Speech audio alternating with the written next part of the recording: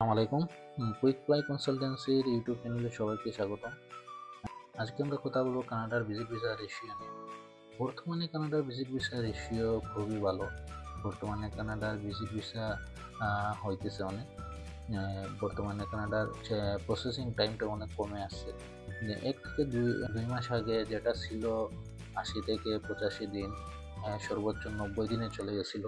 এখন বর্তমানে রেজাল্টের সময়টা, প্রসেসিং এর সময়টা কমে আসছে। এখন 1 মাসের মধ্যে আপনার রেজাল্ট দিতেছে, কারো কারো আবার 20 দিনের ভিতরে দিতেছে।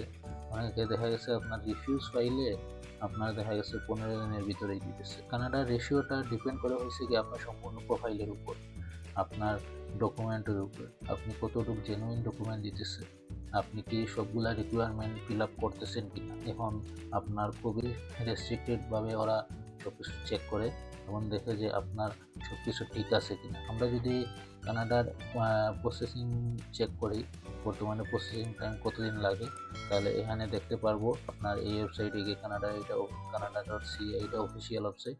ওদের অফিসিয়াল ওয়েবসাইটে যদি যাই আমরা এখানে চলে আসবো। আপনারা লিঙ্ক দেখতে পাচ্ছেন, এই লিঙ্কে চলে যাবে, এটা আমি ডিসক্রিপশনে দিয়ে দিব।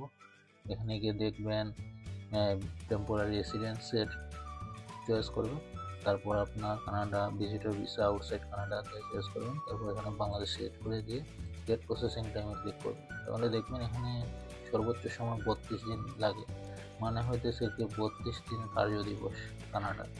এই 32 দিনের ভিতরে এখন রেজাল্ট দিয়ে দেয়। এটা আস্তে আস্তে কমে আসতেছে।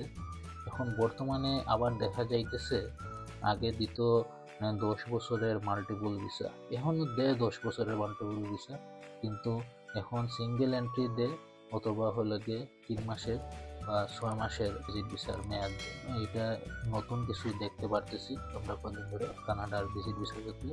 আগে হলো গিয়ে পাসপোর্টের মেয়াদ যতদিন আছে ততদিনের দিত আপনার মাল্টিপল ভিসা। কানাডার ভিজিট ভিসা আপনার এক এক সময় এক এক আপডেট আসে, সেটা আপনারা যদি চান সব ধরনের আপডেট পেতে, তাহলে অবশ্যই আমাদের চ্যানেলে সাবস্ক্রাইব করে রাখবেন। কানাডার সব ধরনের আপডেট পাবেন আমাদের চ্যানেলে। আশা করি এই ভিডিওটা যদি সবার ভালো লাগে তাহলে লাইক কমেন্ট